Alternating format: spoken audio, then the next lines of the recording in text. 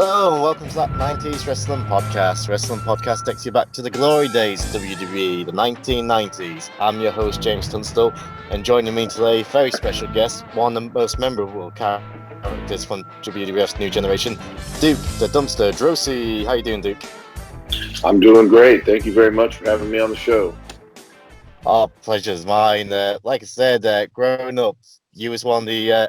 because I was born in '89, so when I started getting into wrestling, the new generation was kind of like the era I remember the most. And you, along with a few other characters and gimmicks, you was one of the ones I actually remember a lot. And I thought the opportunity to interview you with, I can imagine tonight we'll find out the amount of stories you got to tell us. It was great. So I'm really, really looking forward to it. I'm so thankful to you for giving us the time to come onto the show tonight. No problem. Again, man, I really appreciate you having me. Yeah, Duke. So first thing, I suppose, that's just for everyone. How did you become a fan of wrestling? I was growing up. I grew up down in South Florida, in Miami, Florida, actually. And back in those days, Championship Wrestling from Florida was running that territory before the NWA. It was an NWA territory, but before the Crockett's bought it, they would run regular shows throughout the state of Florida. And I would go to as many live events as I could and watch the shows on the weekends on TV. And I was a fan, you know, Dusty Rhodes, Ric Flair, Harley Race whenever he'd come in, the Briscoes, Mike Graham, you know, Kevin Sullivan when he started his, he had that, I say, one of the best heel factions ever. Kevin Sullivan, Purple Haze, Bob Roop, and Abuda Dean was kind of like the Snake Master guy. And they had Woman, who was Chris Benoit's wife. You know, she started out down there, I believe, in Florida. And they had a heck of a faction too. But yeah, that's where I started watching it, man, was Florida wrestling. And eventually I saw WrestleMania 1 when it came out, when Vince produced WrestleMania 1. And it went out on closed circuit television, and me and my dad went and watched it at a arena at the Miami Beach Convention Center on a big screen. And that was the moment I realized I wanted to be a professional wrestler. So yeah, it was growing up in Florida is where I was a big fan. Yeah, it's I've heard from quite a few wrestlers, like listening to interviews, and a lot of them have said like WrestleMania 1, just the hype around it with obviously the rock and wrestling connection with MTV. It just seemed to, at the time, which it was just this larger than life show, and you couldn't help but be drawn into it. Myself, for example, my father was a wrestling fan, and he had the videotapes lying about, and he had like your WrestleMania 1s and 2s, and same as you, Duke, I suppose. I just fell in love with like the larger than life characters we had at the time. Yeah, and I think that WrestleMania 1 especially was just a pivotal moment that changed the wrestling business. You know, it changed, I think, the way it was perceived by fans, and it brought in a whole new, you know, group of fans that enjoyed watching it. And it just changed the business completely.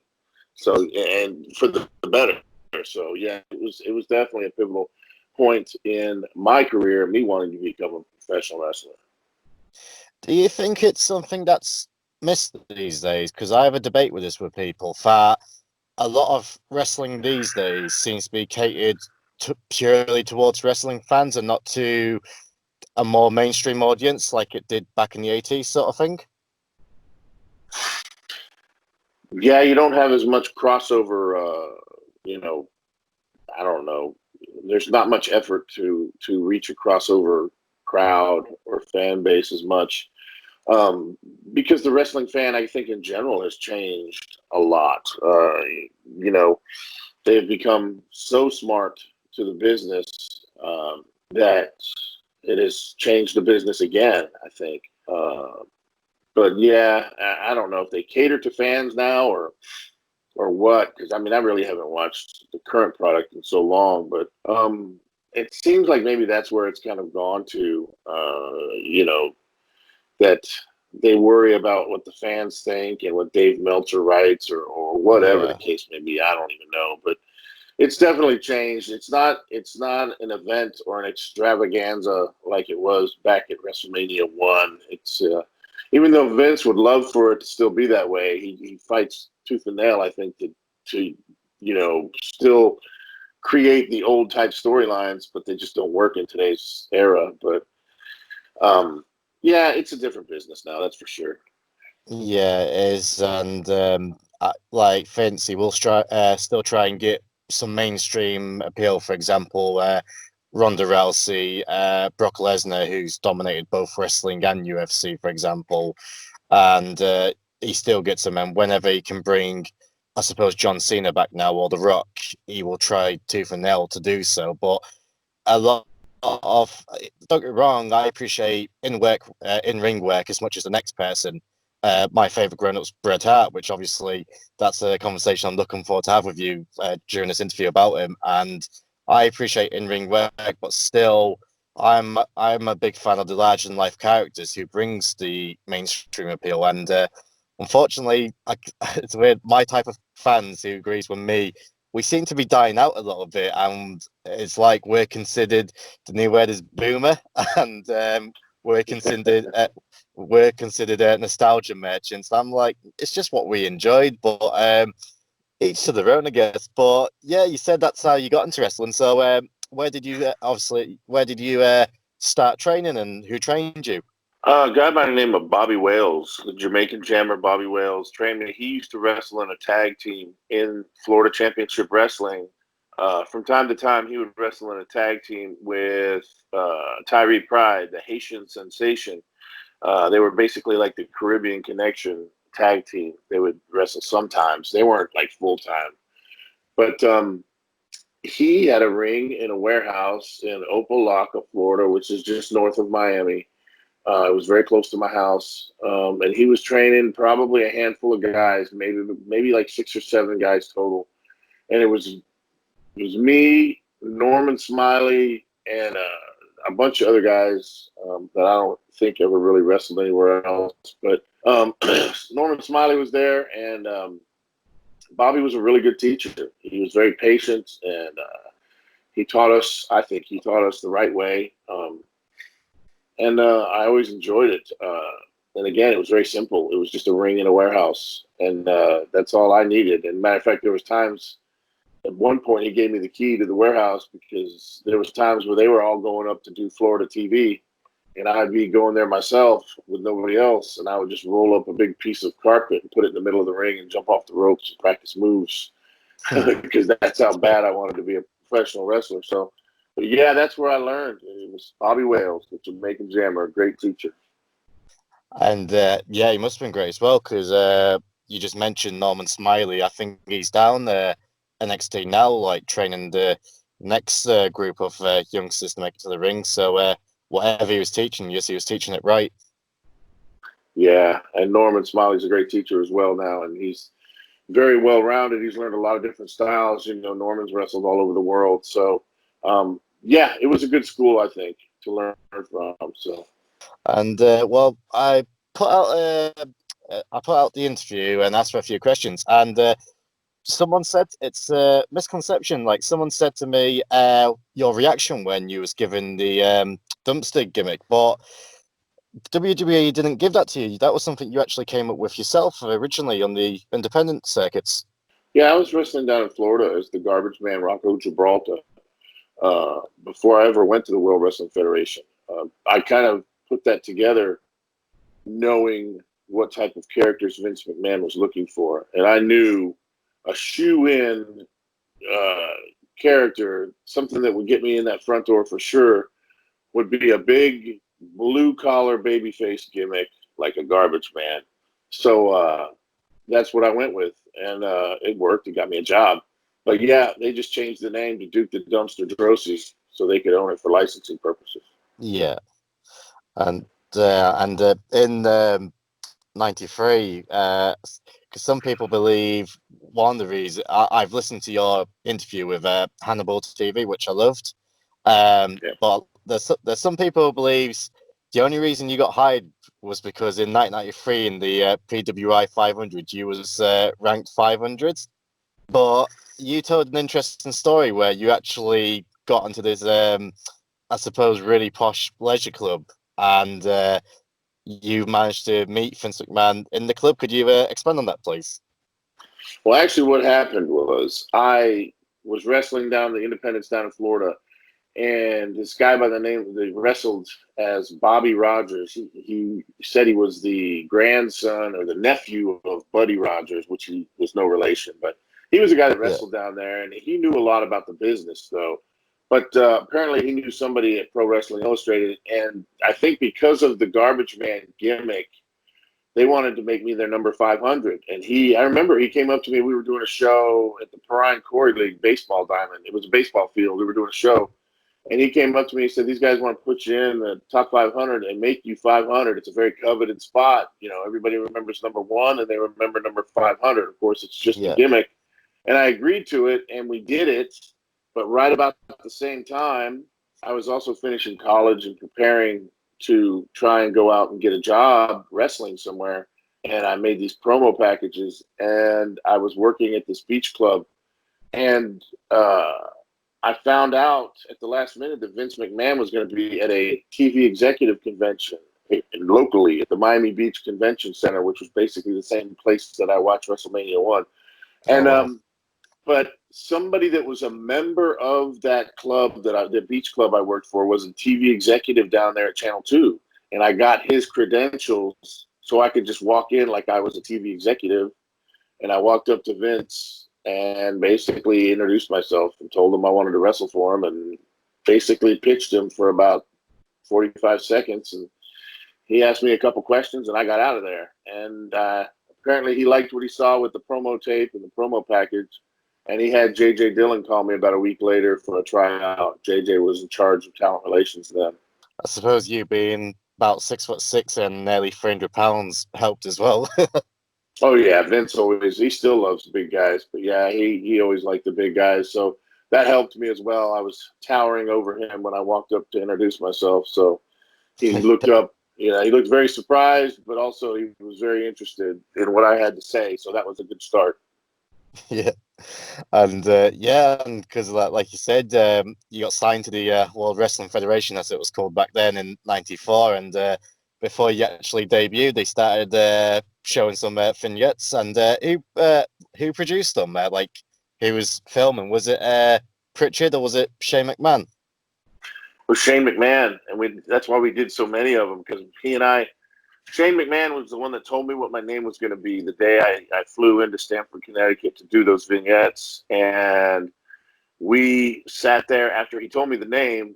We sat there and brainstormed some ideas for those vignettes. And I'd say he came up with about half of them, and I came up with about half of them. And we just went out and shot everything we had an idea for, because he could do that. He was the boss's son. So we went out and we Yeah, shot all kinds of vignettes, and it was fun. I had a good time doing it, and I was glad I got to experience that, and I got to learn from Shane himself. He was just like, I want to say he was like maybe 23, 25 years old then, yeah. maybe. He was young.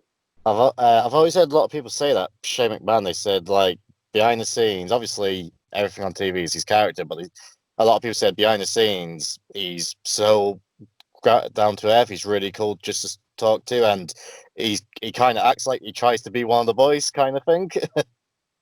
Yeah, he definitely gets along with the boys, and he is down to earth. And one thing I remember vividly, we were at the dump getting ready to shoot a vignette of some type. And I looked at him. I said, "You're pretty big, dude. You ever think of getting in the ring?" And he said, "That is one thing I will never do. Is ever, ever. I will never get in the wrestling ring." Is what he said. This is in 1994. He said, "I'll never get in the wrestling ring." I said, "Never say never." And sure enough, later on, he was in the ring. But yeah, I had a good time running all over Stamford, Connecticut with him and doing those vignettes. Next week, you turn around, he's jumping off steel cages. Yeah, exactly. Or jumping He's off of crazy. Titantrons. But yeah, so soon after that, you made your debut. It was on Raw on May 23rd. It was a win against Barry Horowitz. And I suppose when you stepped into WWF, Bret Hart was the champion at the time. What was he like? Very quiet. Bret Hart was a Yeah, very quiet person. He kept to himself. You didn't see him hanging around with a lot of the boys. I mean, he would sit and have conversations about wrestling or whatever. But he didn't cut up and joke around. Like a lot of the wrestlers are constantly on in the locker room. It's almost like they're putting on a performance for the rest of the wrestlers. I was one of the worst. I was the biggest ham. Bruce Pritchard used to say I could take over a locker room and have everybody's undivided attention because yeah, I would goof off so much. And Bret Hart was the exact opposite. He was very quiet. He was like the Undertaker. He would be very quiet. He would just kind of take in everything around him, but he wouldn't get wrapped up in conversations or certainly not other people's problems. But he was very well respected, and he certainly didn't see anybody riding with him. A lot of other guys would pair up and ride together, but at that time, Brett that's why they called him the Lone Wolf, because he was always by himself. yeah.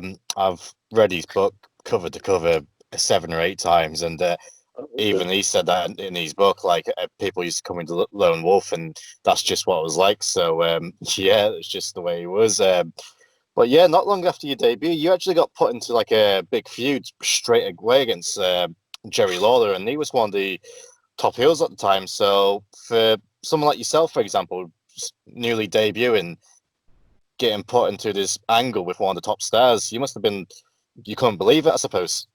It's funny. I was on the road riding with Bob Holly and Adam Baum. It was the Mm. three of us. We were riding in like a Ford Taurus or some piece of crap rental car. And anyway, we showed up at TV, and they don't tell you, like, when you're in my position, I was brand new. They didn't tell me anything ahead of time. I had no preparation for most of the things they wanted me to do. It was just they throw you right in, like, right into the fire or right into the deep end, and you sink or swim. So they didn't tell me about this until right before it was happening. And we went out and did it the way we did it. And Jerry Lawler and we kind of secretly asked if we could use the garbage can. We asked Jack Lanza, who of course said, "Yeah, go ahead and do it. It's live television." Yeah. And when we did it, the office freaked out, man. They said it was too violent for their television, Wow. so they made Gorilla and Macho Man come back on TV live and apologize for it because they were doing the commentary for Raw at the time. And they came on Yeah. and apologized and said you would never see that again, which kind of killed that angle. It started to kill it. And then they had Lawler come back on the Superstars show, and they taped him apologizing for Yeah. it in a kind of Killed a it. comedic way. And yeah, it killed it. I felt like it killed it. But it was interesting when they did it, and he smashed me over the head with the garbage can. And at the end of the night, we were done with TV, and we came out and got in the rental car, and Adam Baum and Bob Holly were freaking out. They go, "You're in the middle of some serious shit right now." I was like, I didn't even know it. I'm like, really? That's serious? I go, it just feels like, an angle to me. I would do angles in the independent scene when we would set up an angle, and people would bite and they like it, and we run it, and however many shows we do, and then have a blow off. That's just kind of how you do it. And I guess I was kind of oblivious to the weight of the situation. So Yeah. I was happy to be there, ready to work, but they were freaking out about it. So, but yeah, and then it just ended up being what it was. It kind of lost its steam, and we didn't even get a pay-per-view out of it. So it was what it was. Yeah. Yeah, I'll be honest, Duke. So tonight, I watched the WWE Network, which for any wrestling fan, that's like the Aladdin's cave. That's the holy grail for any wrestling fan. The network, Yeah. I love it. And I watched a few of your matches, and I watched that angle in particular, and it came off really well. Like, and the two gimmicks involved, he was like, trying to be like royalty, and use, like you said, a blue collar worker, and it was the perfect clash. And Jerry Lawler, great on the mic. Just the insults he kept coming out with were great. And like you said, you started walking off, and he hit you with a trash can. Which the best thing about the trash can, it makes a wonderful sound when you use it as a weapon. Yes, it and does. it came off really great. And I was like, this is pretty good stuff. And this was like still really PG era, so we're nowhere near Attitude Era yet. That's not even a thought yet. And it came off really great. But like you said, because they had to apologize for it, it kind of just it cut the legs off it really before it could really get going. Unfortunately, but I suppose different time, different era. It would have went on to be more successful. But one, I'm afraid. But I suppose not long after this, though, Taker came back from his injury and his rest. So, what was it like seeing big Taker come back? It was cool. He was coming back for the Undertaker versus Undertaker match at SummerSlam, Yeah, and he was a very quiet guy, and he had to get to know you before he warmed up to you. So he didn't pay me much attention in the beginning. You kind of had to earn his respect, which I worked on doing. But of course, I also constantly tried to make him laugh because he was the king of no sell. He wouldn't laugh at any jokes. So every so often, I'd get him to chuckle a little bit, and I would mark that as a huge victory in my book. But yeah, he was an interesting character. He was Shawn Michaels used to call him too cool for school because just the way he carried himself in real life, it was a yeah. lot like his character. So Well, by the sounds of it, looks like he is finally retired now. So yeah, the craze has been unbelievable, and I suppose like being able to share the locker room with him and experiencing that. I suppose it must have been great to think, I was in the locker room with this guy, and he's went on to have possibly the greatest career in WWF history. the greatest career in wrestling history, some could argue. I mean, he played the game Yeah, perfectly. The Undertaker played the game perfectly. He coming back as many times as he has, and he changed with the times. He would change his persona, but he always kept himself relevant. He didn't need to be the main event guy always. He didn't need to be the champion ever. He did not no, have to be. And he just worked the perfect. He worked the perfect career, and he had so much respect from the McMahon family. That he could basically do no wrong because he was so well respected by them and by all the wrestlers and everybody else. And so when he spoke, people listened, and that's the way it's always been. So, but yeah, he was and is a very well respected person.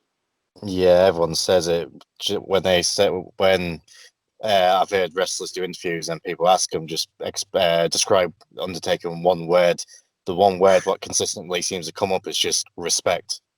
Absolutely, yeah, that's a good way to describe him. Very well respected. And not long after this as well, another return, Davey Boy Smith, British Bulldog, who's finally getting inducted into the Hall of Fame. Greatly deserved. What was Davey Boy backstage? I heard he was a bit of a prankster. He was a prankster, and I got along great with him because I got along great with Owen as well, and they were constantly into something. Davey was a bit meaner with his ribs. Owen Yeah, pulled harmless ribs, but Davey could be a little bit stiffer with his ribs, but he was always in the middle of doing something to wind somebody up. And I was always off to the side just laughing at him. I was always at least joking around with Davey Boy and Owen and goofing off. It was just constantly. We were like a bunch of brothers that just could not be serious ever, and we goofed off constantly. But yeah, Davey was a lot of fun to be around, and of course Owen was, no question. yeah. Well, I'll be honest, Dick, I've got a very special segment regarding Owen Hart later on, so we'll definitely get back to Owen. Cool. And yeah, and well, Bulldog just came back just before Survivor Series '94, and Bret Hart went on to lose the title to Bob Backlund, who in turn lost the title to Diesel within a couple of days. In Yeah. the in the locker room, was there a different feeling where when Bret was champ and when Diesel was champ, for example? When Bret was another person that was well respected. All right, Yeah, Bret's probably one of the greatest in ring performers that this business has ever seen. He could wrestle with anybody and have a great match. When Bret had the championship, people felt secure. Yeah. Wrestlers felt secure with the business. It wasn't super great and it wasn't bad. It was just No. it was always solid. You know, we knew business we were gonna be working until things got better, but you know, Bret Hart was a solid champion. When they put the championship on Diesel, it was interesting. The reason I think they did the thing with Bob Backlund and then immediately turned around and put it on Diesel is because Bret didn't want to do the job for Diesel. Bret Right. didn't think Diesel was ready yet. Yeah. And a lot of people would probably argue the same. He probably was not ready yet. When Diesel got the championship, we were all very hopeful. You Yeah. know, we hoped he would get over. But I just think it was a very difficult time. Business was so down. Yeah. Um, you know, it would have been hard for anybody to get over it. But he was still pretty inexperienced, certainly with holding a championship like that and how to handle it. And of course, Kevin Nash has gone on record a lot as talking about how they immediately started changing him when he had the championship and had him acting differently and goofy and doing stupid shit. And that's true. You know, they would try to change you a lot. They changed me a lot when I came in. But I think it was just difficult for anybody to get over during that era. It was just business was so down. A lot of people left, and Vince was going through the steroid trial, and Yeah. money was down. Everybody was depressed and angry and pissed off, and they were drug testing the hell out of everybody, which wasn't a bad thing, but you know, it was just rough all the way around. Yeah, and like you said, the steroid trial only just finished not so long beforehand, and that part of that I know that drove quite a few fans away, and so yeah, there was in a rough patch, like you said, but fortunately, they made it through it in the end. But eventually, you did make your pay-per-view debut at the Rumble '95, and I'll be honest, Duke, there's a question I've always wanted to ask regarding Royal Rumbles. So, does the in the gorilla position, is everyone standing behind the curtain getting ready to, go to the ring, or are you in your locker room and like someone knocks on the door and it's like, right, you're up next? No, everybody is kind of milling around near the gorilla position. You know who's Right. going out before you. And when you see them kind of fall into line and get ready to go out, you get up and, you know, everybody's warming up and getting ready to go out there. But you just kind of keep an eye on, you always pay attention to who goes out to the ring before you. And you also pay attention to who goes out of the ring before you out in the Rumble, who gets eliminated right before you, because then it's your time to go. And then you look for the guy that's eliminating you, and usually you've talked something over, and like Doink the Clown clotheslining me at the Gimmick Battle Royal, or Psycho Sid kicking me in the face, and I go over backwards in, I think, Rumble 96 maybe, or maybe it was 95. But that's kind Yeah. of how you watch things, and we're just milling around back there. No, nobody's getting you in the locker room or anything like that. We're all very close to the gorilla position. Right. That's good to know because I've always just like, obviously I've never been in the WWE. I don't think I ever will be. So, just to like know these little tidbits, it's like for a wrestling fan, it's great. But at that Rumble as well, Pamela Anderson was there, and there was a lot of promotion around there at the time. Obviously, she was on Baywatch, which was I think the most watched show in America anyway at the time. And Yeah. was there any stories with Pamela Anderson? Like there was rumors that Shawn Michaels was trying to try his luck and things like that. I don't know if that came off, but I know as well at the beginning of the pay-per-view, they had all the wrestlers like gather around the car for when she was coming out and things like that. Yeah, we were all standing out there acting like idiots. Other than that, that's probably the closest I got to her. They kept her pretty well away from the boys. Yeah, Her manager, and I don't know if Tommy Lee was with her there. He was with her maybe at SummerSlam. He yeah, might have been there for that too, but they kept her away from everybody. Even Shawn Michaels, for the most part. I mean, they did some on-camera stuff later, and of course, she came out. What, did she come out with him? Yeah, she came out with him, and the other one came out with Diesel at SummerSlam. I can't remember which is which. But as far as even at the Royal Rumble, they kept her away from everybody. She was a big star, and she wasn't going to mill around and talk to the wrestlers. I think that was kind of beneath her in a lot of ways. And this led into, like I said, Mania 11, and it was weird because Mania, obviously, traditionally, you would think, the world title would main event Mania, but for Mania 11, it was Bam Bam Bigelow against Lawrence Taylor. How did, the wrestlers feel like football player? I mean, he done a good job in the main event, but when there's a football player, for example, like a non-wrestler, we could say, not only, taking a spot from a wrestler at the show, but actually main event in Mania. How did the rest of the locker room, feel about that?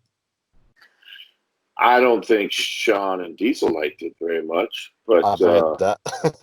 Otherwise, the rest of us, we understood what Vince was trying to do. He was trying to pull in a crossover fans, crossover crowd, and get more people to come back to the World Wrestling Federation. So that's why he did it. Lawrence Taylor did a good job. He was blown sky high, though. He couldn't breathe probably like 5 minutes in. And plus, keep in mind, he was wrestling against probably one of the greatest big men in the business, Bam Bam Bigelow. Even though I didn't get along with Bam Bam, I still have to give him props. He was a great wrestler. Plus, I don't know if you remember this, who was the referee?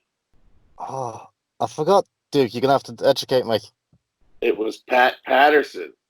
Was it? The booker himself was refereeing the match so he could help Lawrence Taylor along as well and tell the guys what to do next. Yeah, go back and watch it. It's Pat Patterson. He's refereeing. I haven't watched it. I haven't watched it for such a long time, Duke. So I'm definitely going to watch it again. I had no idea. I was thinking in my head, I suppose Earl Hebner or even Fonzie at the time. But yeah, Pat Patterson.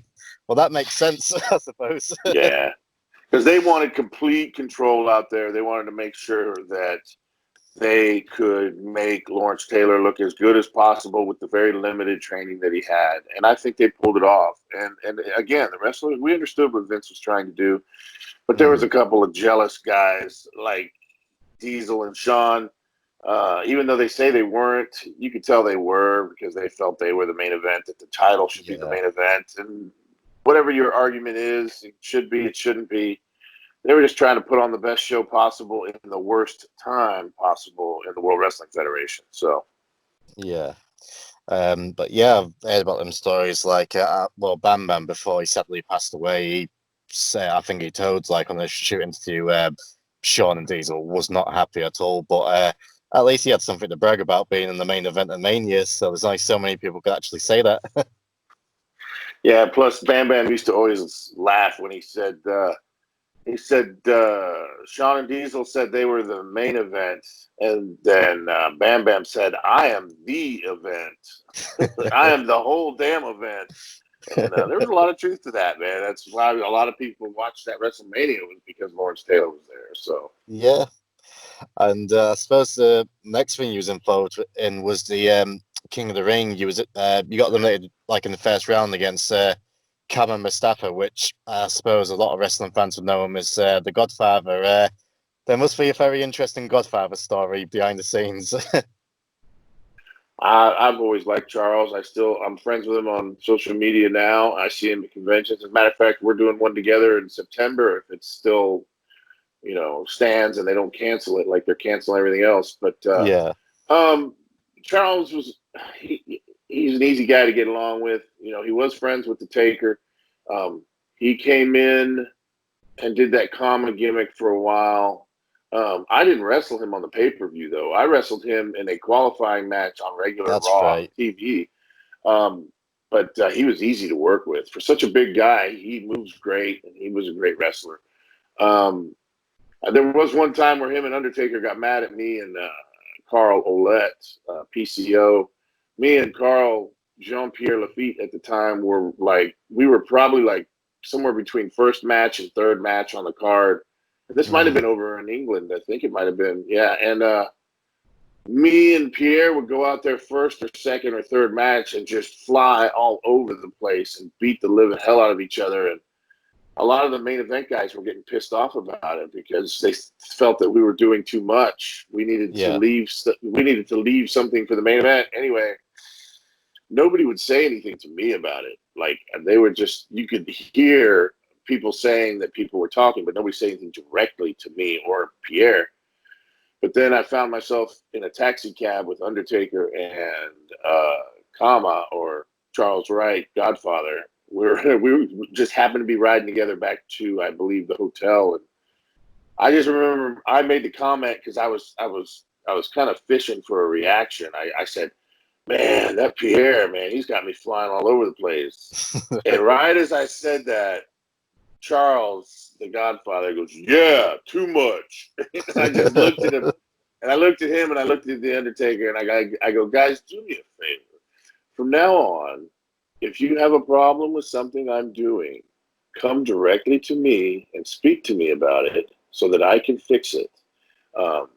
Don't talk to other people and voice your displeasure with something I'm doing and not tell me, because then we can't do anything about it." And they were kind of shocked that I was like talking to them that way, because I was still relatively like the new guy. And I just, that's the way I looked at it. And I didn't shy away from telling people how I felt. And in a lot of respects, I think in some ways that hurt me at different times, but that's just the way I was. I told it, like, if I didn't like you, I'd tell you. And if I didn't like something, the way something was going, I'd tell you. And I was, brutally honest and upfront with them about that situation. But yeah, that kind of rubbed them the wrong way. They weren't happy about it when me and Jean-Pierre Lafitte were flying all over the place, and he was doing 50 dives and moonsaults and everything else first match. The fans were all worn out after that. They didn't know what to do. Are you, I'm surprised, but are you still surprised that PCO is still going strong these days in Ring of Honor? No, I'm not surprised, because he deserves it, and he works very hard, and he puts his body through hell. I remember the very first show I came back, when I had been gone for 23 years. I did not show my face at all. And this promoter got me to come back to a show in Middle Tennessee.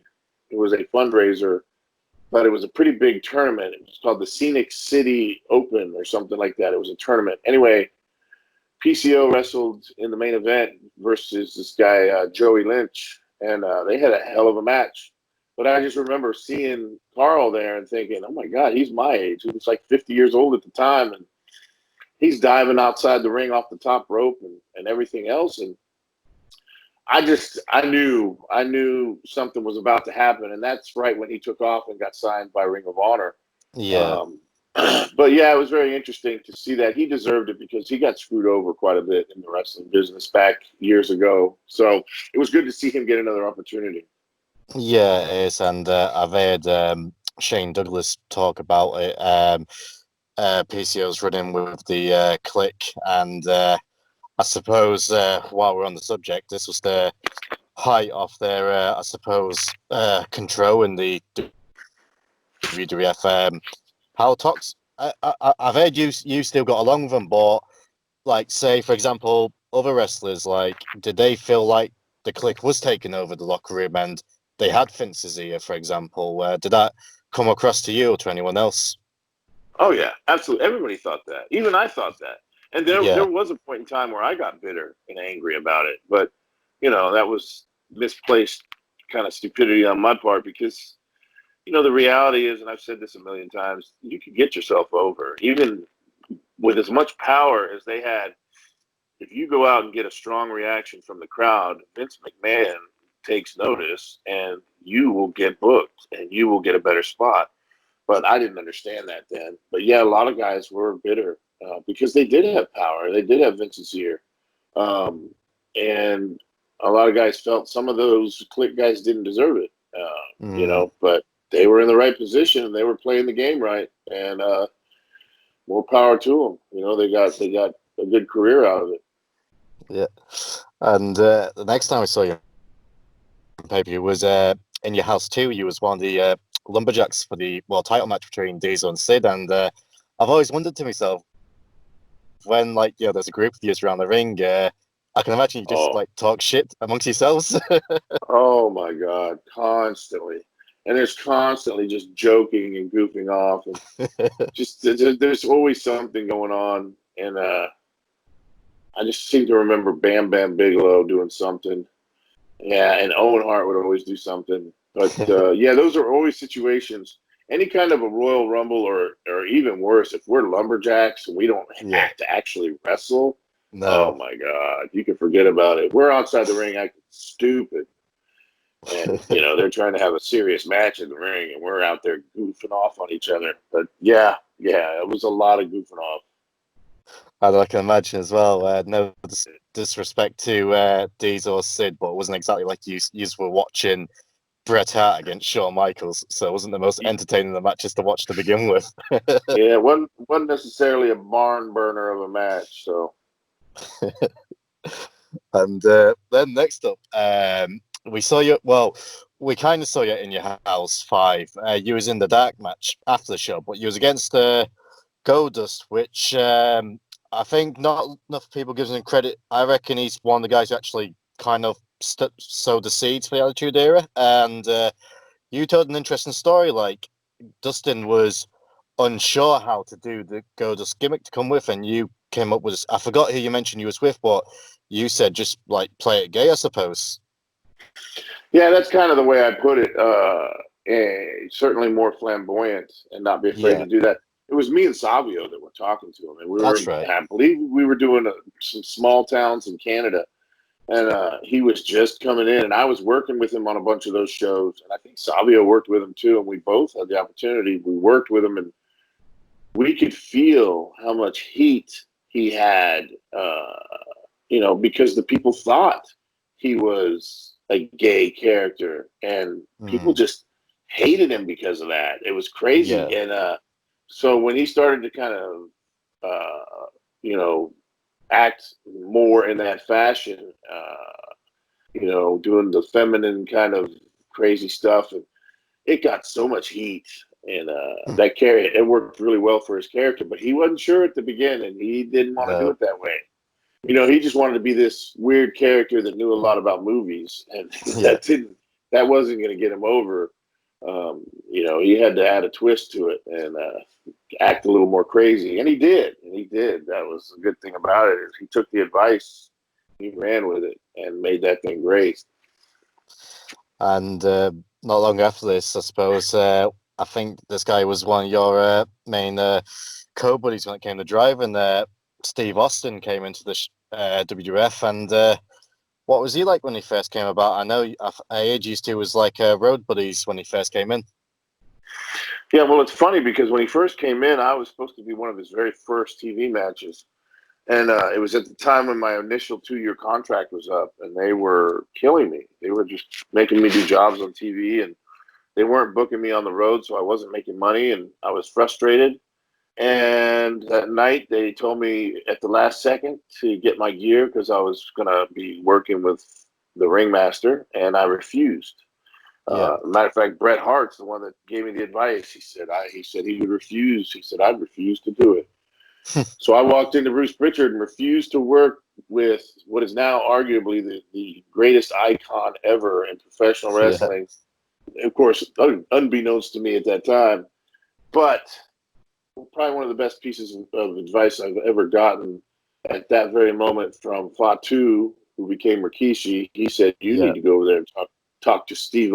You need to go talk to Steve and tell him what's going on and why you're not doing it. And I went over and I explained it to Steve. I said, they've been killing me, man, and it has nothing to do with you personally. I just had to take a stand because they've just been running me into the ground. And he said he completely understood because of the shit he had been through at WCW. He completely understood. And from that point, we became really good friends and good riding buddies, like you said. Did you, I mean, obviously, hindsight's 2020, but when you did like speak to him and when he came in, did you ever think like he would achieve the heights he actually did, or did you think he'll be there for a while but not get to what he actually became, for example? You could tell he took the business very seriously. You could tell he was very well schooled. He was an excellent worker in the ring. He could do just about anything.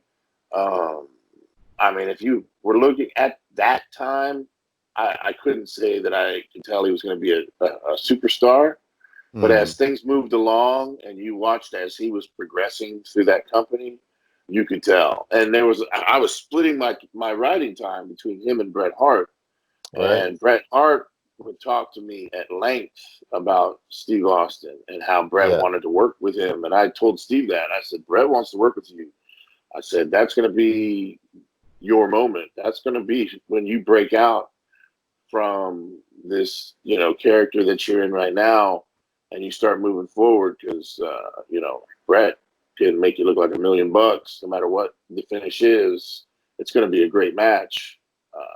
And Steve was always unsure. He's like, I don't know, man. How do you know that's going to happen or whatever? And I said, because I'm talking to him. I've always. I can tell. I can tell. Oh, sorry, I lost you, Dave. Can you hear me? Oh, I hear you. I got you now. Can you hear me? Yeah, I think I've got you. Can you hear me? Okay. Yeah, cool. Got you. Yeah, I hear you. Singing. Yep, I got you.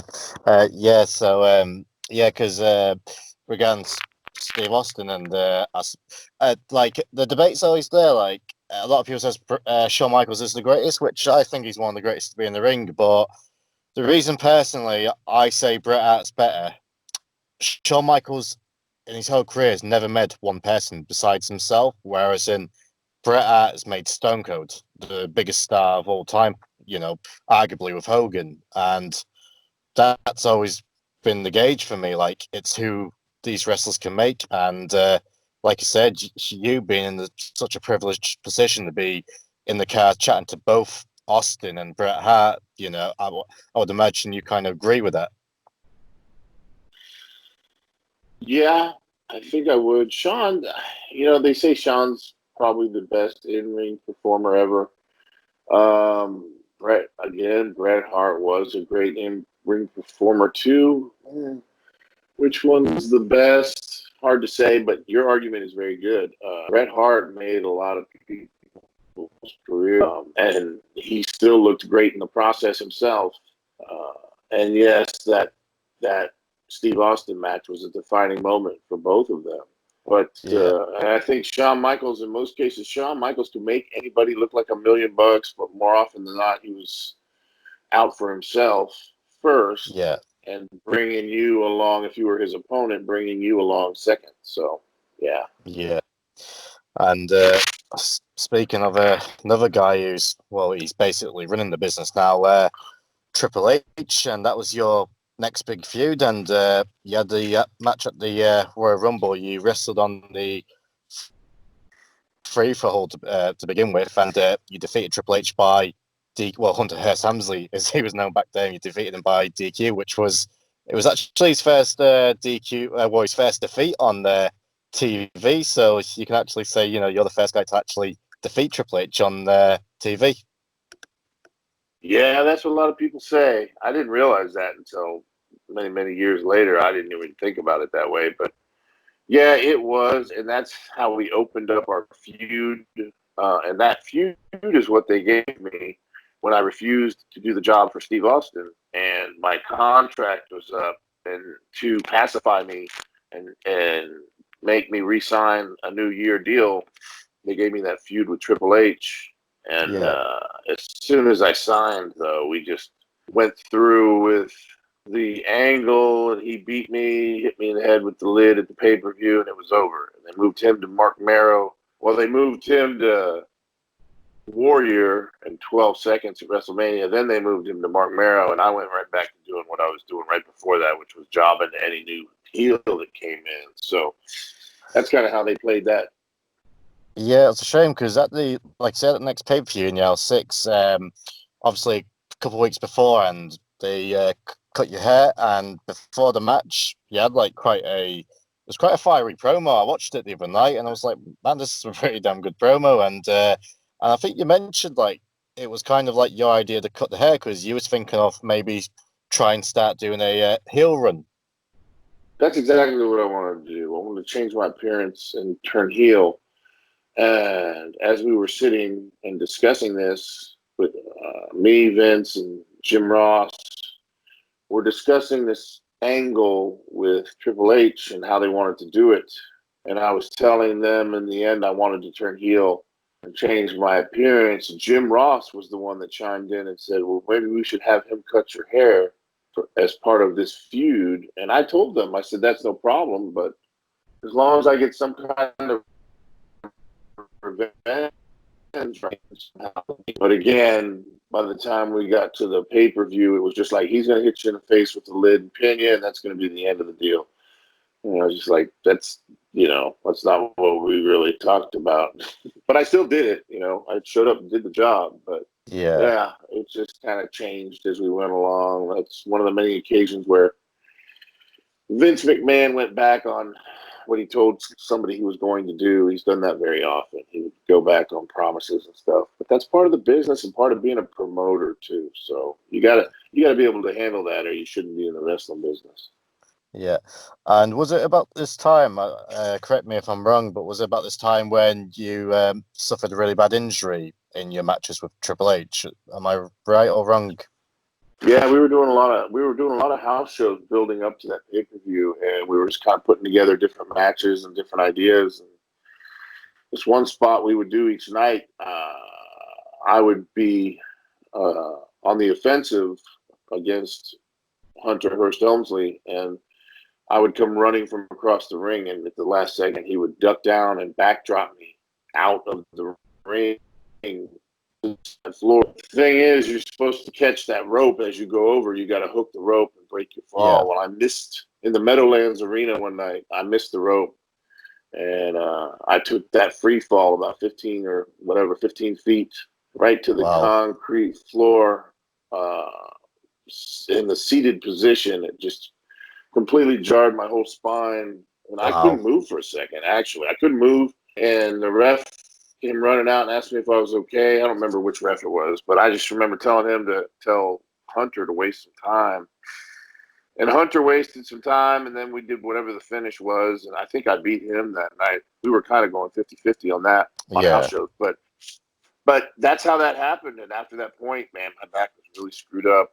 And in order to not leave the road in the middle of a feud, my first major feud, I started taking a lot of painkillers to get by. So, but yeah, that's how that happened.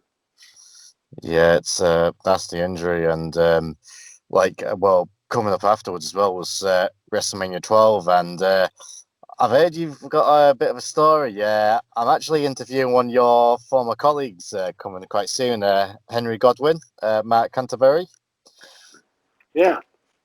He actually said hello. He said hello, by the way. Tell him I said hi back when you talk to him and interview him. Yeah, we were at WrestleMania 12, and he and I decided just to go out for a couple of beers. And we met this guy at the bar that we didn't know, but he was really excited about being around the wrestlers and stuff because apparently he was a brand new ring crew guy. He was not a ring crew, but like he was part of the crew setting up, they didn't have a Titantron then, but they had the whole setup for WrestleMania, and he was there setting it up. And he was brand new to the company, and he didn't really kind of understand he should hang out with the boys. And somebody dosed his beer with a sleeping pill, a Halcyon. And it wasn't me or Godwin. It was, but there was plenty of other guys at the bar. But his beer started foaming, and he was drinking it, and we could tell he was getting messed up. So we all got out of there, and we were going back to the hotel. And this is when they would keep us in a big, nice hotel for WrestleManias that the office paid for. And as we pull up in the cab, it was me and Henry Godwin and this crew guy in the car in the cab. And as we get out, standing right in front of the hotel, watching us get out of the cab was Vince McMahon, Pat Patterson, Bruce Pritchard, Shane McMahon, maybe even Jim Ross. I don't know. They were all just standing there like they were getting ready to go out. They were waiting for a limousine or something to go out to dinner.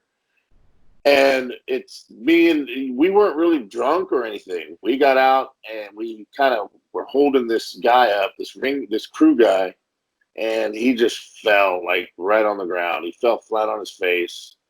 and they were looking at us like it was our fault, and we were just like, oh my god. But then, like, we were talking about Shane McMahon and how down to earth he was. Yeah. He also always looked out for the boys first and foremost, and he came running over and he grabbed that dude off the ground and he told us Wow. to get the hell out. He said, "You guys go up to your rooms, man. Get out of here." And Wow. we got out of there. But yeah, we looked kind of bad in the office's eyes. I did. I know Godwin probably didn't look bad, but I did, because at that point I had a lot of heat with Vince and the rest of the office. WrestleMania 12 Yeah. was right before I was ready to be gone, Yeah. and I'm sure that didn't help me, having this drunk and drugged out poor guy that never did anything to anybody falling flat on his face right in front of the hotel. So yeah, that was that story. Yeah. And well, WrestleMania 12 obviously did in the title switch between from Brett to Shawn, and like we mentioned earlier, between the title change from, I suppose, going from Brett eventually to Diesel. What was the attitude of the locker room when Shawn finally became champ? Because I heard like quite a few people were not happy at all, and they said he wasn't the person. He's one person who shouldn't have been the champion. Was that kind of feeling true, or was it like mixed opinions? That was the overall sentiment at the time, just because of how arrogant Shawn Yeah, was. I mean, in terms of ring work and ability, he deserved it.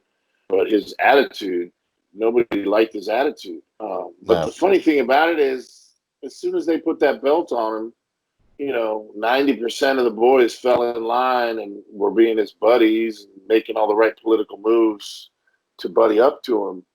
It's just that kind of business. yeah, Everybody's talks shit about somebody and how they disrespect them or whatever, but when that person's in a position of power, everybody's buddying up to them. And yeah, that was the case. At that point, I was really bitter at a lot of people, including Shawn, but I was bitter about all kinds of stuff.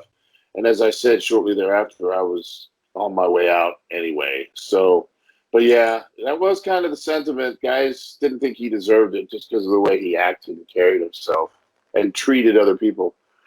yeah. And I suppose like before you left, one of the final guys you got to wrestle with, which he was one of his earliest matches, was Mick Foley of Mankind. And from everyone I've heard, among like a couple of other wrestlers, he's just one of the kindest guys in the business. Yeah, I've always said I can count the number of good human beings on one hand, and he was on that one hand. Him and Owen were definitely on that count. They Yeah, were they were faithful to their wives and their families. They weren't drug addicts or anything like that. They didn't party. They were nice to everybody. They were respectful, and they were well respected. But yeah, Mick was definitely one of those guys. And I remember watching Mick work before I worked with him and thinking he was very stiff. And I was worried about a lot of the moves he did. I was like, there's no way you can pull that move. And everything he did when I wrestled him was light as a feather. He didn't touch me. It looked devastating, but he didn't touch me at all. It was crazy yeah, how good he was. Yeah. yeah. Uh, he's so good. And like I said, everyone says he's just, a lot of people says he's too kind for the wrestling business. That's funny. That's what Bruce um, Pritchard said about me, too. He said I was too nice for the wrestling business, well, I'll be apparently. honest. But Well, I'll be honest. This conversation we've had, you've been nothing but nice to me, so I have to agree with that. But I don't know if you were still about during that time. The click with the curtain call. I don't know if you're still about then, but if you was, what was your opinion of that? I was there. I was not on the road. I just thought it was another situation where these guys went out and acted like assholes and did what they wanted to do and didn't get held accountable for it. A lot Mm, of people were really pissed off. Again, it didn't surprise me because Diesel and Razor were on their way out and they were going for their new deals in WCW. I just felt like it disrespected our company on their way out the door. So, but yeah, I mean, there wasn't nothing I could do about it. But again, I wasn't on the road. I was not in the Madison Square Garden that night. I was sitting home quite a bit because they weren't booking me on the road at that time. So yeah, But yeah, I remember it. I remember Brett calling me and telling me about it.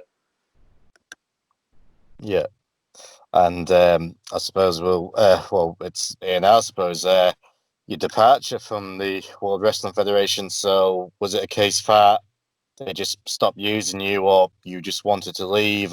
What details happened? What made you eventually leave them? Well, they weren't using me very much, and I was just bitter and angry. And I was having these meetings with Vince at TV where I would just complain. And one day I remember I said, if you're not going to use me any better than this, just send me home. And I think at one point Vince said he was going to send me to Memphis and let me develop as a heel in Memphis. And he Mm, was going to pay me $1,000 a week, which I laughed because, I mean, to myself, I laughed because that was a lot more money than I was making working for the World Wrestling Federation at that time. And but the one thing I said, which I think sealed my fate, I said, Vince, I need that in writing, and right. I think I pissed him off Yeah. because then shortly thereafter he said after WrestleMania 12 at TV, I think it was the very next TV taping. I don't know. I think we were in like Vancouver or something, and Jerry Briscoe walked up to me and said, Vince said you can go ahead on home. And I still had like Mm, 8 months on my contract. I just went home and sat and didn't make any money and, didn't get a release or anything. I just sat home. yeah. And I know I think I heard you mentioned that I don't know if it was during this time you was offered a try at both World Wrestling Federation and WCW, and I think you kind of found your way in WCW, but not. I think it was may have been WCW Saturday Night, but you came up with a few ideas, and I think one of the ideas was you mentioned you wanted to kind of come in with like the Randy Savage sort of thing, like you was just like this free agent, and you was going to try and get people to court you, like managers. And apparently, someone liked the idea, but they ended up giving it to Kurt Hennig. Is that correct? Yeah, it was Kevin Sullivan who was booking, and I went and met him at the Saturday taping at the the Universal Studios where they would tape those TV Mm, shows. And I threw all these ideas at him, and he liked that one. And of course, I never heard anything else about it until I saw Kurt Hennig come out and say he was a free agent. And then they never really pursued the angle any with him. But no. yeah, I mean, it wasn't an original idea, like you just said. It was originally the Macho Man thing. Yeah. Uh, but I think they could have done a lot with it. But yeah, I went to that. I went to Kevin Sullivan with that, and they used it for Kurt Hennig when he came in. Yeah. So yeah, And I don't know like how much of wrestling you watched in 97 and 98 if you still was with it, but the Montreal screw job, what was your opinion of it, and like how did you find out about it? I was wrestling in Germany for Otto Vons, and Oh, we I've had heard of just him. left. Yeah, Big Otto, and we had just left Hanover, and we were going to Bremen for our last tour. We were going to do a couple months in Bremen, Germany. And there was a break, so a lot of the guys flew home, but I stayed there. I just stayed there and worked out. I lived in an apartment above a gym, and I just worked out every day and waited for the next season or the next tour in Bremen. Well, they had this guy wrestling there that claimed to be related to Jim Neidhart, but he wasn't. But he No. had a long beard like Neidhart, and Yeah. they called him Powerhouse Neidhart. Right. Anyway, I just remember him getting back to Germany. He went home to Canada for the break, but he came back to Germany for the next tour. And I just remember him coming in the gym that one morning with his eyes really wide, and he goes, "Did you hear Well, what they did to Brett?" And I was like, "What do you mean? What?" I didn't hear anything. I didn't see. I wasn't getting any TV or anything for wrestling over there. And he no. said they screwed Brett. He said they double crossed him. They said he tapped out when he didn't tap out, so they could take the belt off of him, and they screwed him. And I was like, wow. So I Yeah. remember I tried to call Austin and talk to him about it, and I think he was on the road, but yeah, that's how I heard about it. I was over in Germany, and this guy that was friends with the Hart family came in and told me. Yeah, it was crazy. I can only wish to be like a fly in the wall, like in that locker room when Vince came in and like Brett got him. Brett like basically delivered this uppercut on his way out. So he had that to put on the bedpost, I suppose. But to be a fly in the wall during that time, I can only imagine. Well, eventually you did make your way back towards WWF at WrestleMania X7 in the gimmick battle royal. How did that come about? I was working in Florida for the company I originally worked for in the Independence, the Sunshine Wrestling Federation. And one of the guys we worked with, this guy Bobby Rogers again, Bobby Rogers came to me and said that they were doing this special attraction gimmick battle royal for WrestleMania 17, and that I should call Bruce Pritchard and see if I could get on it because it was a gimmick battle royal. And I called Bruce, and he spoke to the office, and they decided to let me come and do it. And so, yeah, I went back for WrestleMania 17 and did that one shot at the gimmick battle royal, and just kind of got in the ring and punched and kicked and got clotheslined out by Doink the Clown, and that was it. Got a payday out of it. How different does it feel like the WWF in 2001 compared to your run in the mid 90s? Was it like a different animal, for example? It was completely different. And Yeah, plus, if you think about it, that was at the Astrodome, that's and it right. was 65,000 people, which was Yeah, insane. I mean, the biggest crowd I probably went out in front of was 15,000 people, maybe, yeah. every once in a great while in the WWF back when I was wrestling for them. 65,000 people in a huge dome. That was insane. Yeah. I couldn't believe how many people and how loud that was. But yeah, it was a completely different animal, that's for sure. Well, I think this way, to sign off like the end of your WWF career, to perform at WrestleMania in front of 65,000 fans sold out. It's a hell of a way to sign off your WWF career when you actually do think about it. Yeah, I got one last little hurrah, I guess, and one last match and the biggest stage possible for that company. So it was good, and probably, arguably, the greatest WrestleMania ever. So yeah, I got to be Hands part of down, that. hands Yeah. down. Yeah. So, but yeah, we've got a couple of segments left. So I've came up with this one segment. So I'm going to list off a list of names, and this one's going to be called Cool or Trash. Now, if they're a cool guy, they're a cool guy. If they belong in the trash, they belong in the trash. Okay. So, first name off the bat, Bob Backlund. Bob Backlund was cool, old school. He didn't mess around, and he still tried to uphold kayfabe to the point where he yelled at me in a bar one night.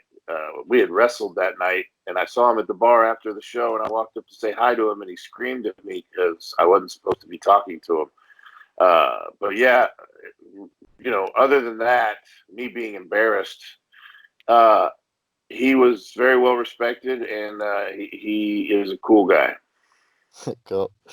And next one, Bret Hart. Bret Hart was cool. Yeah. I think he gave me some questionable advice at times, and I think he was winding me up. But I did learn a lot riding with him. I learned a lot from him and watching him and all these things. And he was a great wrestler. And, overall, he was cool to me, I would say, even though he wound me up quite a bit. But he was cool, I have to say. Shawn Michaels. Well, back then he was trash. Yeah, he was so arrogant, man. He Yeah, was not a nice, he was just not a nice person to be around. yeah. They say he's changed now, and I'm glad for his sake if he has. Maybe he's nicer to people. I don't know, but back then he was trash. Hopefully he's a cool guy now, though. Yeah. Next one. It's weird. This next guy, people says if he's by himself, he's cool, but if he's with his friends, he's trash. Diesel. Yeah, Kevin Nash. I mean, most of those Click guys, when they were together as a group, they were all kind of dicks. they Yeah. were, yeah, they were arrogant. But when you got any of them alone, and you had one-on-one time, and you just talked to them or hung out with them or went to the bar with them. They were cool. Yeah. And Kevin was cool most of the time, uh, but often he was under the influence of Shawn Michaels, who was trying Mm, to give him advice on how to stand up for himself. And I don't know, Kevin. I think at heart, Kevin Nash was a nice guy. yeah. Uh, so yeah, for the most part, he was cool. But yeah, as a group, they were trash. Fair enough. And like, well, we mentioned like all three of them was basically the main champions during your time there. So, in your opinion, out of Brett, Diesel, and Shawn, who would you say was the best champion out of the three and the best leader of the locker room? I suppose.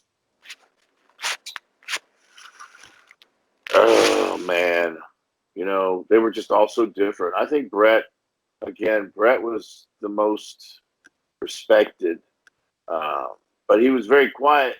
In a lot of ways, Brett was out for Brett too. Brett was out for Yeah, himself, but Shawn was out for himself. But there was no hiding from it, or he let you know he was out for himself.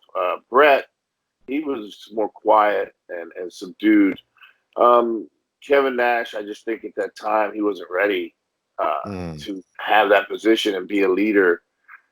He tried to be a leader, and he had respect, but I just think it was a little bit too soon to put him in that position. That's all. Especially during those years, man, it was so rough.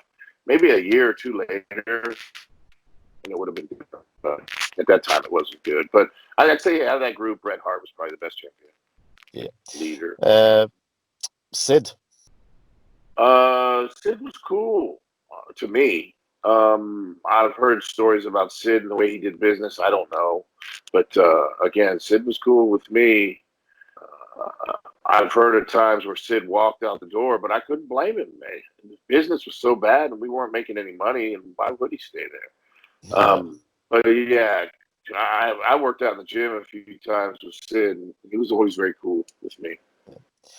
Uh, I can imagine this next guy is called Goldust, Dustin Rhodes. Yeah, Goldust is very cool. He was, and I was saying he was one of the funniest guys I've ever met. And he's still cool. When I see him at conventions to this day, he's very cool to me. Dustin was just a very good guy, very down to earth, and very cool. And I suppose he's a former wife, Marlena Terry. Yeah, they were starting to have trouble back then. They were riding together, and she was part of his gimmick then, but you could tell there was trouble in paradise. And it wasn't long after they split up. And I suppose next one, unfortunately, her life seems to be falling apart every day. Sunny. Very unfortunate. Sunny, when I was there, she was cool, but then she Yeah. became trash because of what she did to Chris. Yeah. I feel sorry for her now, man. She can't seem to get it together. Uh, she keeps driving without a license, and at some point, so those are going to become felonies, and she's going Yeah. to spend more time in jail. I hope she gets herself together and gets these things figured out, and because I know I was in a similar position, and I learned pretty quick. Some people it takes a bit longer and they got to experience more pain. Hopefully she won't have to experience too much more pain in this situation, but I hope she gets it together. Yeah. It's a shame. I actually emailed her a few weeks ago, like asking her if she was interested in coming onto the show, and she got back to me. She says, "I'm sorry, I don't really do podcasts anymore." I'm like, "Oh, that's no problem. Just thanks for getting back to me." But unfortunately, since then, yeah, she's just got into more trouble, and it's a shame because like she was like the schoolboy crush for everyone my age growing up, and to see like this woman like her life going downhill like constantly, it's terrible to see, really. But unfortunately, she's kind of bringing it onto herself, I suppose. But next guy, I suppose. What do you call it before we get into the next segment? Ultimate Warrior. Was you still there during that time? Yeah, you was Mania 12. Yeah. Yeah, he came back in '96. I thought he was cool, but apparently he kind of flaked off and walked out again. But He was cool to me. At one point, he was asking me if I wanted to be an instructor at the Warrior University. Well, Yeah, so I had that going for me, but of course that never materialized. But yeah, he was asking me if I wanted to do that. I was like, hell yeah, I'll do that. But no, it never happened. It never materialized. But he was cool cool. otherwise. Cool. And I suppose one last guy before we get to the next segment. Yeah, Hardcore Holly, Bob Holly. Uh, Holly was cool. Bob Holly. Yeah, We rode together a lot in the beginning. I trained with Bob in the gym quite a bit. There was a period of time there around '95 where I got into pretty good shape.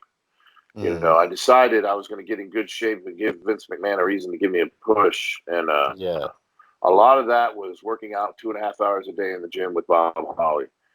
Um, Bob was a lot during that time. Bob was kind of bitter because of his position, which later on he would become Hardcore Holly and things would change. But during that time, he was very angry and bitter. He didn't like the Click. Those guys, him and Adam Bomb, those guys really didn't like the Click. But he hung in there and he persevered and he came out with a better gimmick in the end. So, but to me, Bob was always cool. People talk about him yeah. being a bully and all that stuff. I never saw any of that back then.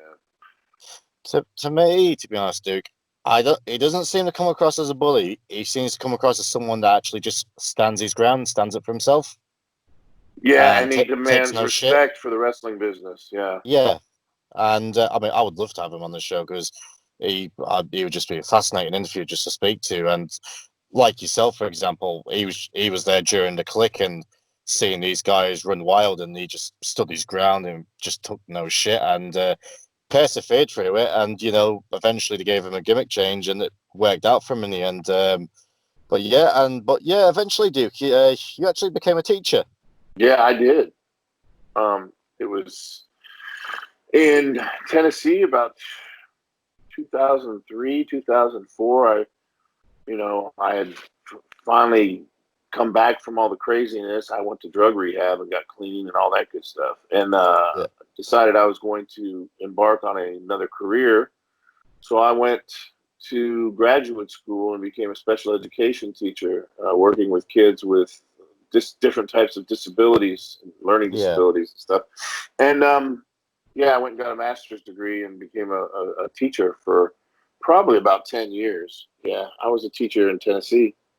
Yeah, and I mean, well, my next question, I don't know if you want to talk about, but it's because it's a serious subject. But you had to get your foot amputated, which was a cause of your original injury we mentioned with Triple H, and I think you got a staph infection in it. And I think they said to you, it's rather like try and reconstruct the foot, but you're gonna be in pain for a long time, or amputate it, and the pain's gonna go away a lot quicker. Is that something you want to speak about? Oh yeah, I mean that's kind of where I had this foot injury and I started taking painkillers again, and Yeah, tried to have surgery on the foot. And I was running around trying to do drugs and not taking care of my foot, and it got worse and it got infected, like you said, and that's exactly what happened. And the second surgeon that tried to fix it, after he fixed it, it got the infection. And when I went in, um, that's exactly how he said it. He said, "I can try and fuse it together, mm, and you're going to still be in pain, and there's no guarantees that it won't still have an infection in it. Or yeah, we could take the foot and get you a good prosthetic, and you'll be out of pain faster." And yeah, it sounded appealing because of how much pain I was in for the 2.5 years before that. It was just insane, excruciating pain. And so I decided to have my foot amputated. And it was not as easy as they made it sound, but, no, and it comes with its own set of challenges. But, it is what it is. I got myself into that position with the craziness and the drug use and yeah, all the crazy stuff I was doing. So, it is what it is. And I learned this. It's one of the many hard lessons that I've learned in the course of my life. And, I'm happy where I am now, and it's okay. I mean, I'm fine with not having a left foot. I just walk around on a prosthetic leg now. That's all. So it's all good. And I know the name of your new show is Road to Recovery, and I would imagine, having a prosthetic foot is a kind of a reminder to make sure you keep on the straight and narrow now and don't mess up with drugs or anything like that ever again, I suppose. Oh yeah, it's a huge reminder of it is a scar. It is a symbol of the wreckage of my past, and Yeah. I constantly continue to learn from it. Mm. It was not an easy situation, um, but I'm good where I'm at now. I am still on the road to recovery myself, and I'm very happy and content with my life now. So, everything's good, man. And yeah, our podcast is going great. And we had our second episode, and we talk substance abuse recovery. We talk about recovering from tough situations, like in my case, losing my foot. We talk Yeah. about all kinds of people coming back from difficult situations and finding redemption in their life. That's the main thing. And trying to teach people to be nice and kind to each other in a world nowadays where people are so angry and bitter and negative. So that is our Yeah. goal. That is what we try to do at the Road to Recovery podcast. That's good. And I checked out. I've checked out. I think it was on the because you got on Twitch and on Facebook, and I tried checking on the Facebook. Me Facebook won't connect, but I'm going to try and catch up on them. And because I've just opened a Facebook page now, so I'm going to try and catch up on all your previous episodes. So I'm looking forward to watching them. And to end the Awesome. show. And to end the show on a high note, we left it to the end because I just love this guy so much, and I can imagine you did. And you're the very first guest of doing this segment. The king of pranks, Owen Hart, one of the most beloved guys in the business. Every time I've listened to a shoot interview or a wrestler chat, I don't think anyone's got a bad word to say about him. What was your memories of Owen Hart? Exactly that. He was always a prankster. He was always fun to be around. It was harmless pranks. I was telling somebody the other day, it seems like every time you ever got in a ring with Owen Hart, whether it was in a battle royal or in a match or in a tag match or a singles match, he was always going to do something during the course of that match to make you and everybody else laugh. Always. Always, always, always. And yeah, he pulled a lot of pranks, and he was a very funny guy, and I always enjoyed being around Owen. See, those were very tough times. We were not making a lot of money. It was very tough to live on the road during those days. And guys like Owen Hart made it a lot easier for us to make it through those difficult times. And is it like I know you pulled off numerous ribs and that, but what's your favorite Owen Hart story you can remember? Like his best, like your favorite rib or prank he pulled. I'm hoping to eventually make a compilation of like pranks he done eventually once I speak to quite a few more stars. Like I said, in the coming days, I'm going to be chatting to Henry Godwin, which I'm looking forward to that. And I'm sure you'll have a story. So, what's your favorite story of Owen you can remember? There's one that I haven't really told very often that I was not there for this, but I certainly heard about it that day when they got to the building. It was Owen Hart was driving a rental car, and we had a new announcer, ring announcer at that time named Manny Garcia. He was a guy that I knew from Miami, Florida, and he was traveling with the WWF then as a ring announcer, and they were also riding with Hakushi. Hakushi was there wrestling from Japan at the Yeah. time. Anyway, they're riding down the road, and this is a hot summer day. And they're riding down the road, and Hakushi's in the back seat by himself. And Owen sees a homeless person sitting on the side of the road hitchhiking. Right. So Owen pulls over and picks up this homeless person, Yeah. being very nice to him. And this was apparently a very nice guy. However, he was out there in the middle of the hot summer sun and probably had not bathed in days or weeks and Yeah. had a certain odor about him. And they put him in the back seat with Hakushi, and they rolled up all the windows and they ran the heater full blast in the car and taped they videotaped Hakushi, if I remember correctly, sitting in the back, hiding behind his little white hat that he used to wear to the ring. And they had this poor homeless guy singing songs as they drove down the road. Owen did. Owen had the guy singing songs and riding down this hellaciously hot car with a smelly guy sitting next to poor Hakushi and poor Manny sitting in the front seat during this whole thing. And that was just the kind of stuff that Owen would do. It was just, it would get on your nerves and make you laugh at the same time. Yeah, I love Owen, and you would agree. He was taken way too soon from everyone, and such a terrible accident. I know there's people that blames WWE, and partly at fault, but it was just such a horrible accident, and gone way too soon. And I respect his family wishes, like saying we don't want him in the Hall of Fame. I fully respect the family's wishes because end of the day it's down to them. Yeah, it's their choice. I agree.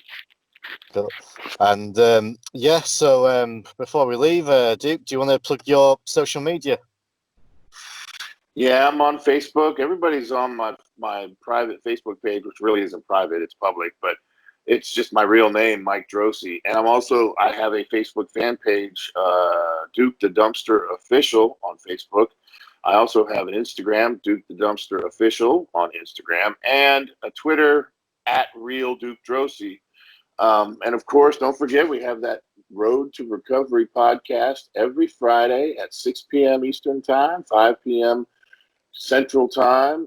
Right now it's on Facebook Live, and we are soon to be, if not already, simulcasting to Twitch. Our Twitch handle is WWAB Podcast, and that stands for Wrestling with Anything But. And that is the original podcast that Avi Klein used to do, Wrestling with Anything But.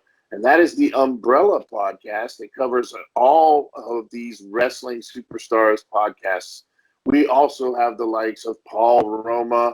We have, we have the Patriot Del Wilkes. We have Glacier Ray Lloyd. We have Don Morocco, and we have Bill DeMott. These are all podcasts under the same umbrella that are going to be appearing under Wrestling with Anything But. So a lot of great podcasts to watch, but mine is Road to Recovery on Fridays at 6 p.m. Eastern, 5 p.m. Central. Please come check us out on my private Facebook page. You can watch it live and interact with us and give me shit if you want to, or just ask me questions. That's fine too. And we hope to see all of you there.